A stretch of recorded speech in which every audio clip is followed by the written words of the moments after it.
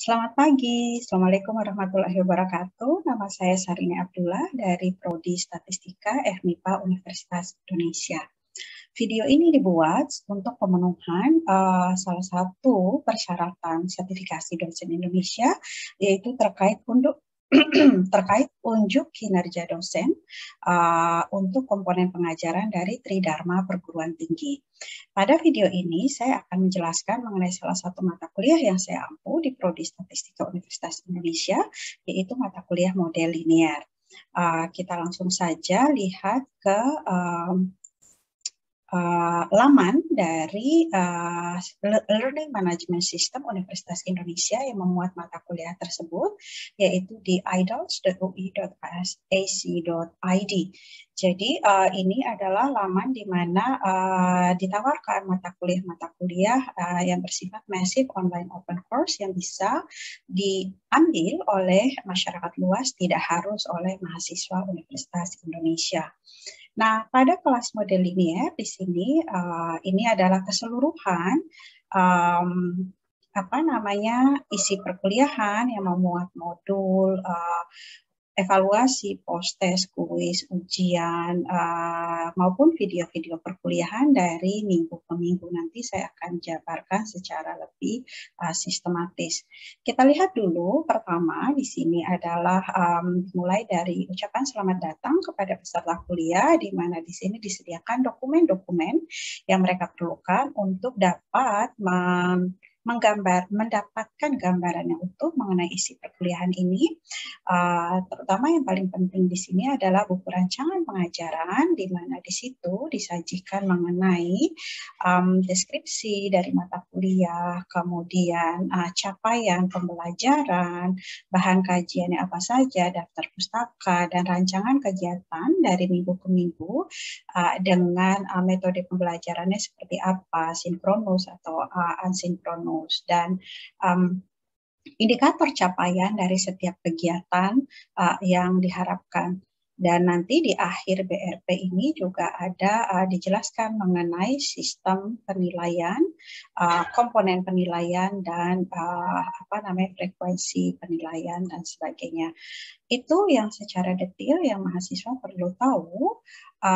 Tapi kita juga di FMIPA UI selalu standar prosedur setiap awal semester itu adalah harus dijelaskan kepada mahasiswa untuk setiap mata kuliah yang diambil mengenai kontrak perkuliahan, yang mana intinya adalah dari kontrak perkuliahan itu sebenarnya rangkuman dari apa yang tercantum di buku rancangan pengajaran, namun dengan tambahan berbagai aturan atau kebijakan dari UI terkait pelaksanaan perkuliahan secara umum.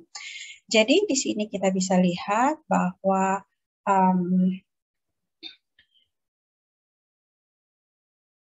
di sini kita bisa lihat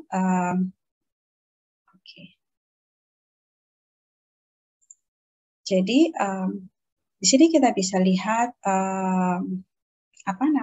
informasi umum mengenai perkuliahan ini. Ini adalah mata kuliah wajib program studi statistika dengan SKS bernilai 3 SKS diambil oleh mahasiswa di semester ketiga, dengan prasyaratnya adalah harus sudah sebelumnya mengambil mata kuliah statistika matematika 1 dan aljabar linear. Kuliah ini disajikan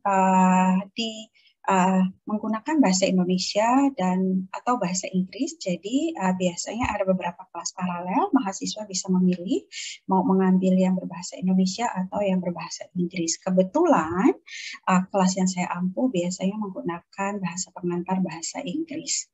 Nah, metode pembelajaran dari kuliah ini adalah dengan mengacu pada problem based learning dan project based learning, di mana untuk evaluasi akhir biasanya mahasiswa diberikan project berupa case study, di mana mereka harus melakukan pengolahan data dan analisis data secara menyeluruh dan menyajikannya dalam bentuk laporan tertulis maupun presentasi atas hasil analisis yang mereka lakukan.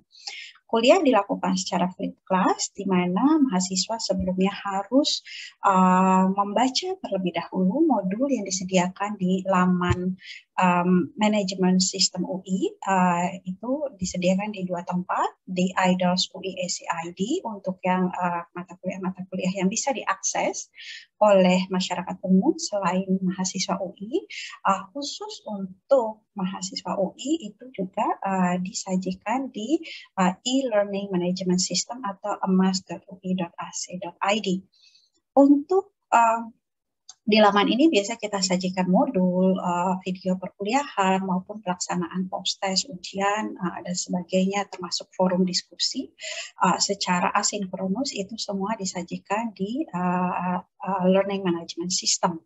Sementara untuk pertemuan secara sinkronus biasa kita lakukan di Microsoft Teams, di mana mahasiswa harus menggunakan akun resmi yang diberikan oleh UI untuk mengakses kelas yang disediakan di Microsoft Teams.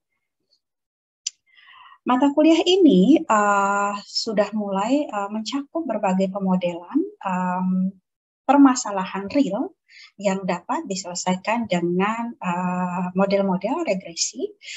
Kuliahnya mencakup pembahasan konsep dan juga aplikasi pengolahan data secara langsung dengan menggunakan package, dan kita memilih open source. Dalam hal ini kita bisa biasanya menggunakan package R ataupun bisa juga dengan Python. Sesudah menyelesaikan mata kuliah ini, diharapkan mahasiswa mempunyai beberapa kapabilitas, diantaranya adalah dapat mengajukan dan membangun model regresi yang sesuai untuk menjawab permasalahan yang diberikan dari data real yang ada di masyarakat. Kemudian mereka juga bisa untuk mengimplementasikan model tersebut dan melakukan pengolahan data secara mandiri menggunakan package atau computer programming yang sesuai, dan akhirnya sebagai tindak lanjut dari hasil pekerjaan yang mereka lakukan, mereka bisa membuat suatu keputusan, memberikan rekomendasi dalam menyelesaikan permasalahan nyata tersebut based on hasil analisis yang mereka lakukan berdasarkan model-model atau metode yang mereka pelajari di mata kuliah ini. Capaian pembelajarannya tadi secara ringkas dapat dinyatakan bahwa mahasiswa diharapkan mampu merancang solusi untuk permasalahan statistika dengan menerapkan metode-metode statistika yang sesuai untuk permasalahan tersebut. Dalam hal ini terkait konteks mata kuliah model linear berarti menerapkan berbagai metode, berbagai model regresi linear yang sesuai untuk permasalahan tersebut. Subcapaian pembelajaran mata kuliah ini ada beberapa bisa disajikan, nanti akan dibahas lebih lanjut ketika pertemuan sinkronus dengan mahasiswa. Nah, yang perlu diingatkan adalah mata kuliah ini berbobot 3 SKS, bukan berarti 3 SKS itu adalah 3 jam per minggu untuk alokasi waktu dalam melakukan aktivitas terkait mata kuliah ini, tetapi berdasarkan SK Rektor UI tentang penyelenggaraan program sarjana dinyatakan bahwa 1 SKS harusnya adalah setara dengan 170 menit kegiatan yang mencakup belajar mandiri selama 60 menit sebelum perkuliahan, di luar sebelum jadwal perkuliahan, 50 menit adalah tatap muka dengan dosen, dan 60 menit sesudah tatap muka adalah untuk melakukan tugas terstruktur atau evaluasi dari hasil pembelajaran sebelumnya. Jadi diharapkan jika mahasiswa mengikuti aturan tersebut, aturan ini, maka harusnya hasil atau target capaian yang ditetapkan itu menjadi mudah untuk terpenuhi. Ini adalah ketentuan I mengenai penilaian dalam hal mahasiswa mengelola perkuliahan, kemudian kalender akademik supaya tidak terlewatkan hal-hal yang seharusnya kita tahu dalam mengikuti untuk kelancaran proses perkuliahan. Untuk SAP ini mungkin lebih Lebih detailnya bisa disajikan lewat di sini, ini juga disajikan. Yang lebih detail adalah rangkaian kegiatan per minggu dan juga dengan sebenarnya kembali ini semua sudah tercakup di dalam buku rancangan pengajaran, tapi supaya lebih terfokus saja, mungkin kalau di buku rancangan pengajaran terlalu banyak hal yang tercakup di situ. Jadi ini adalah rancangan minggu per minggu, topiknya apa, kemudian detail topik yang dipelajari apa, aktivitasnya seperti apa, apakah dilakukan secara sinkronus atau asinkronus, referensi yang bisa dijadikan rujukan, dan juga di sini ada grading contribution, itu adalah melihat berapa persen bobot dari masing-masing kegiatan itu dari minggu pertama sampai minggu terakhir perkuliahan. Jadi dengan rancangan seperti ini diharapkan mahasiswa bisa mendesain strategi belajarnya, bisa melihat kapan akan ada evaluasi, sehingga bisa mempersiapkan diri dengan baik untuk mencapai target yang mereka tetapkan. Nah, itu mengenai SAP. Kita kembali lagi ke sini, komponen penilaian ini rangkumannya, tadi ada beberapa post-test. Ini terlihat bahwa penilaiannya tidak terpusat pada ujian, tapi menyebar. Hal ini mengingat rasanya akan lebih mudah akan lebih komprehensif untuk menilai kemampuan mahasiswa, daya serap mahasiswa terhadap materi pembelajaran jika kita melakukan penilaian secara kontinu, bertahap, dan konsisten, tidak hanya di akhir masa pembelajaran. Sehingga demikian kita merancang tadi ada beberapa post-test. Kemudian juga karena tadi ada dari target capaian pembelajarannya, mahasiswa tidak hanya tahu konsep, tapi juga bisa menerapkan konsep tersebut, bisa men-solve the real problem, makanya kita juga ada komponen praktikum. Kemudian juga untuk mahasiswa supaya bisa bekerja sama, berdiskusi, dan sebagainya, kita juga ada tugas kelompok. UAS ini biasanya dalam bentuk project, case studies, UTS ini kita dalam bentuk ujian secara standar. Ini terkait bahan bacaan, jadi kita ada 2 buku yang menjadi acuan pada perkuliahan ini. Kemudian pelaksanaan kelasnya adalah tadi kita ada di laman idols yang ini. Di sini memuat seluruh materi perkuliahan. Di sini kita lihat ada minggu pertama ini apa saja yang harus dipelajari, modulnya seperti ini. Kemudian kita ada video pembelajaran, ada coach-nya untuk kalau mau melakukan aktivitas pengolahan data. Kemudian ada discussion forum, di mana jika ada pertanyaan, konfirmasi, pemahaman, dan sebagainya, kita bisa lakukan di discussion forum. Minggu kedua serupa, di sini apa sih yang harus kita cover di minggu kedua, materinya apa saja, diberikan modul. Kemudian kalau kita lihat modulnya, jadi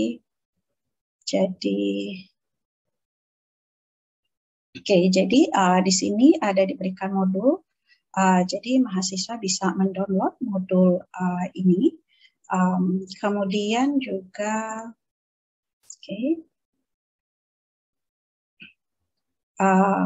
mana tadi minggu kedua, jadi ada modul selalu di setiap minggu kita sediakan modul, kemudian video perkuliahan. Jadi sebelum jadwal perkuliahan dimulai, mahasiswa harus membaca modul, menyimak video yang diberikan. Saat sesi sinkronus kita tinggal diskusi, kalau masih ada yang belum jelas bisa dituliskan di discussion forum untuk kita nanti diskusikan di forum tersebut, atau kalau masih belum memuaskan juga penjelasannya di discussion forum, maka kita bisa diskusikan pada pertemuan selanjutnya di sesi sinkronus. Minggu ketiga dan seterusnya, dan di sini sudah ada minggu ketiga kita mulai ada post test dan juga dijelaskan materi untuk post testnya, akses time-nya kapan, durasi tesnya dan sebagainya. Demikian seterusnya sampai di sini di akhir semester itu semua bisa dilihat di sini materi kita secara lengkap sampai akhirnya penilaian akhir. Oke, itu terkait bahan belajar, referensi maupun laman yang bisa diakses. Ini IDOS tadi adalah untuk masyarakat, tidak hanya terbatas untuk mahasiswa UI, tapi khusus untuk mahasiswa UI. Kita ada laman spesifik yaitu EMAS, E-Learning Management System, dan di sini kita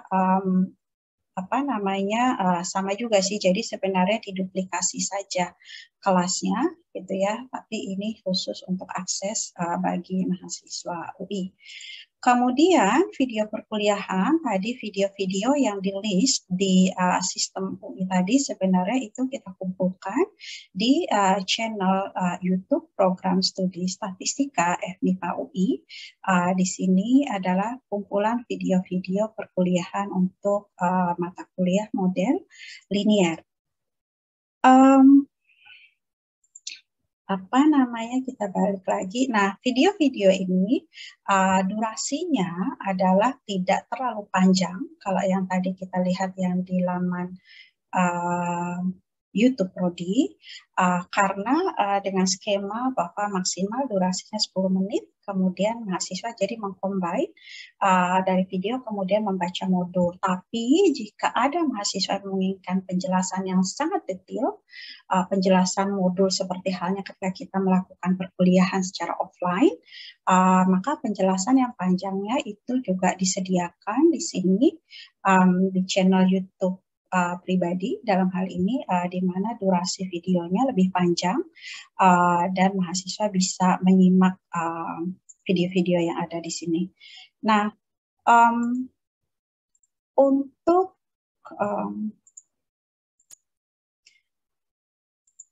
di sini juga disediakan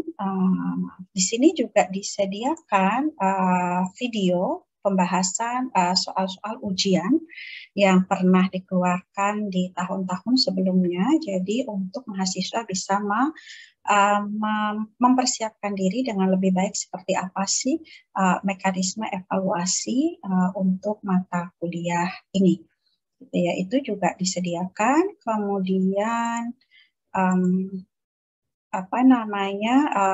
selain itu mungkin untuk tulisan atau bahan yang lebih ringan atau yang dalam versi yang lebih pendek yang bisa dibaca mungkin anytime tanpa harus terbebani akses login ke sistem UI, kita juga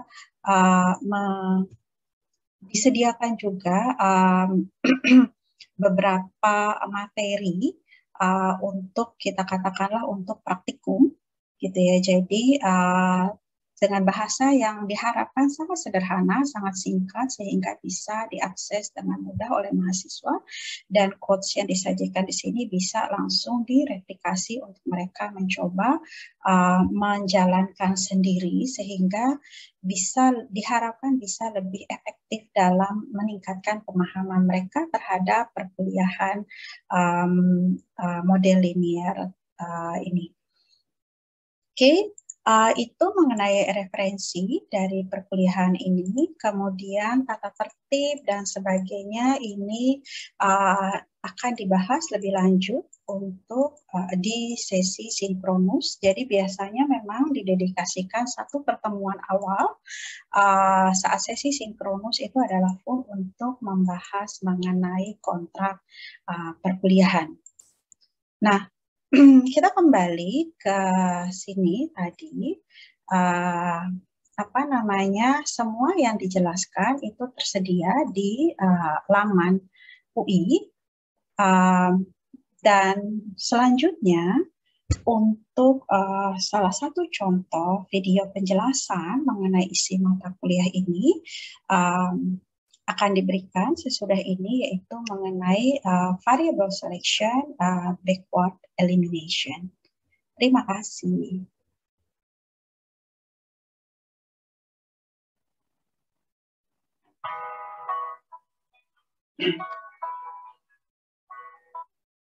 Hello everyone, welcome to Linear Model with me, Sarini Abdullah. For this session, we will learn about backward elimination. That is one of the methods for variable selection. Okay, so in the previous videos, we already learned about why do we need to do variable selection. And so now we will focus on the procedure that we need to do in backward elimination. So the basic idea for the backward elimination is that we start with a full model consisting all of the predictor variables, and then we eliminate the variable one by one according to a certain rule until we end up with the final model consisting only the best K predictors. So this is kind of like the process of doing the backward elimination. We start with this full model consisting P predictors, and then for each of the predictor in here, we have that we do the t-test for each of the predictors. That is whether beta 1 equals 0 or not, whether beta 2 equals 0 or not, whether beta p equals 0 or not. So here we have p t-test to be conducted, and then based on the results of those tests, we can just exclude one variable with the p-value greater than alpha if there are more than one variables having p-value. I mean, if there are more betas having p-values greater than alpha, then we choose the one with the minimum t-statistics in an absolute value. So we exclude that one, and then we refit our model with p minus 1 predictors. And we do these steps, we repeat it, when we have a model with p minus 1 predictors, again, we do p minus 1 t-test, and then we again exclude if there are if there is one variable with a p-value greater than alpha, then we exclude the variables. We end up with a model with p minus 2 predictors, and keep going until there is no more variables having the associated beta with the p-values less than alpha. Okay, so then in the end, we will have that our final model consisting the best K variable where K less than P. So this is the illustration using 5 predictors. Let's say we have x1, x2 up to x5 for the predictor variables. So the backward elimination starts with fitting all, including all the predictors into the model. So we start with the full model. In this case is that we have expected y equals beta naught plus beta 1 x1 plus blah, blah, blah plus beta 5 x5. And then we do the t-test based on is beta 1 equals 0 or not. So in here we have, the null hypothesis is beta 1 equals 0. Alternative hypothesis is beta 1 not 0. The same thing with here, the same thing with here, the same thing in here, and the same thing in here. And then let's say that, there is one predictor that having p-value greater than 0.05 is if we set the significance level of the test to be 0.05, then, and let's say the variable is x5, so then we should exclude x5 from the model, and we end up with the model with 4 predictors. And then after that, we refit our model using these 4 predictors. So then we have that, okay, y equals beta naught cap plus beta 1 cap x1 plus blah, blah, blah, plus beta 4, 1, 2, okay, beta 4 cap x4. And then again, we do again t-test for this, beta 1 equals 0 or not, beta 2 equals 0 or not, and so on.